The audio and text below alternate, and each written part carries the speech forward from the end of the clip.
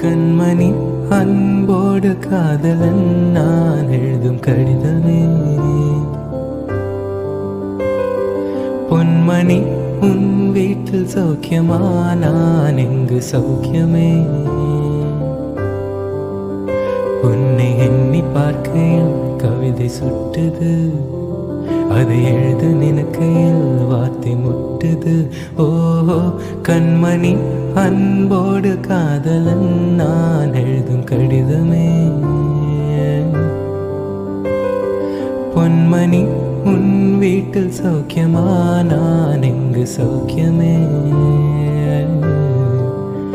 உன்னை எண்ணி பார்க்கையில் கவிதை சுட்டுது, அதை எழுத நினைக்கையில் வார்த்தை முட்டுது.